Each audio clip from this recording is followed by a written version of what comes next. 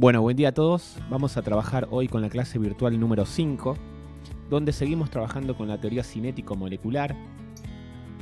Recordemos algunos aspectos importantes de la teoría cinético-molecular. Decía que la materia está formada por partículas muy pequeñas, como vemos en estos esquemas, donde hay fuerzas de atracción en estas partículas, ¿sí? Se sienten atraídas entre sí. En el estado sólido son muy fuertes, en el estado líquido son más débiles y en el estado gaseoso casi que ni se sienten. Por eso mismo, entre esas partículas empiezan a separarse cada vez más, ocupando todo el lugar que tiene el recipiente, ¿sí? Recuerden que entre estas partículas hay espacios vacíos, es decir, no hay materia. Y esto básicamente me va a permitir tener a mí tres estados, como recién dijimos: sólido, líquido y gaseoso. ¿Puedo pasar de un estado a otro todos los materiales? Sí, lo puedo hacer a partir de lo que se llaman cambios de estado de agregación, ¿sí? Por ejemplo, para pasar del estado líquido al estado sólido, el proceso se llama solidificación, donde vemos que las partículas están más separadas y se empiezan a estar un poco más unidas, más ordenadas, formando el estado sólido. Las fuerzas de atracción empiezan a aumentar. ¿Qué pasa con el movimiento? Recordemos que en la teoría cinético-molecular, a mayor temperatura, mayor movimiento de las partículas, ¿sí? Por lo tanto, si estoy pasando del estado líquido al estado sólido, las partículas se están moviendo menos, o sea que disminuye la temperatura para ordenarse y para estar más cercanas unas a los otros. Recuerden que en el estado sólido las partículas vibran.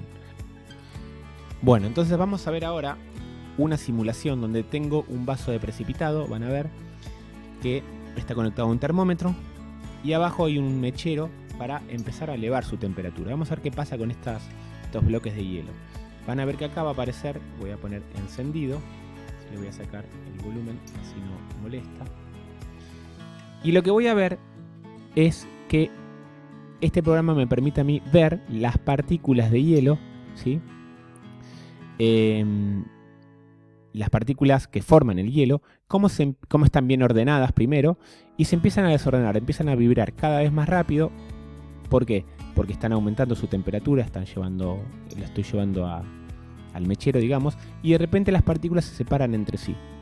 Una vez que se separan entre sí, empiezan a moverse nuevamente más rápido, cada vez más, y algunas empiezan a ir, porque empiezan a separarse pasando al estado gaseoso, ¿sí? Una vez que llego a 100 grados van a ver que todas las partículas se van a evaporar, es decir, se van a separar entre sí pasando al estado gaseoso. Acá tengo dos cambios de estado, primero del sólido al líquido y ahora del líquido al gaseoso una vez que entra en el punto de ebullición, ¿sí? Las partículas dejan de sentirse atraídas entre sí y se empiezan a separar, ¿sí? Entonces lo que quiero que veamos ahora es analizar el tema de la energía, ¿sí? Recuerden que el fuego es energía, ¿sí? Que le estoy agregando yo a las partículas. Entonces vamos a ver si podemos volver a cargar y vamos a analizarlo a partir del punto de vista energético. Primero, las partículas, fíjense, están bien unidas entre sí, empiezan a vibrar cada vez más porque están absorbiendo energía, por eso se mueven cada vez más rápido. Y por eso mismo justamente aumentan su temperatura. Empiezan a vibrar cada vez más porque tienen más energía, más y más, y las fuerzas de atracción se empiezan a debilitar porque se están moviendo mucho. Entonces ya no se sienten atraídas entre sí tan fuerte como antes.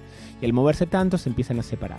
Sigue absorbiendo energía el cuerpo hasta que pasa al estado gaseoso, al estado líquido, las partículas del hielo. Acá vemos en el estado líquido. Y una vez que sigue absorbiendo energía, las partículas se mueven cada vez más y más rápido y por eso suelen tener más fuerza, suelen tener menos fuerza de atracción entre sí y por lo tanto al tener más movimiento se separan y pasan al estado gaseoso. ¿Qué quiere decir? Esto es muy importante, que cuando aumenta la temperatura, las partículas están absorbiendo energía. ¿Por qué? Porque se mueven más rápido. En cambio, por ejemplo, si yo quisiera pasar del estado al revés, tengo las partículas en estado gaseoso y las quisiera pasar, por ejemplo, al estado líquido, lo que tiene que pasar con estas partículas es que se muevan cada vez menos, ¿sí? Tendría que ser al revés. Y al moverse menos tendrían que liberar energía. Antes tenían más energía en forma de gas, por eso se movían tanto, y al liberar energía pasan al estado líquido. Por eso, cuando las partículas liberan energía, bajan su temperatura, es decir, se mueven menos, ¿sí? Es muy importante que ustedes sepan explicar cuándo las partículas absorben energía, es decir, cuando se mueven más, y cuándo las partículas liberan energía. ¿Cuándo liberan energía? Bueno, cuando dejan de moverse tanto, es decir, cuando se mueven menos, ¿sí? En las actividades van a tener que dibujar algunos esquemas, háganlo en la carpeta, no es necesario que lo entreguen estos primeros puntos, solamente se entrega el punto 3, ¿sí? Está aclarado igualmente.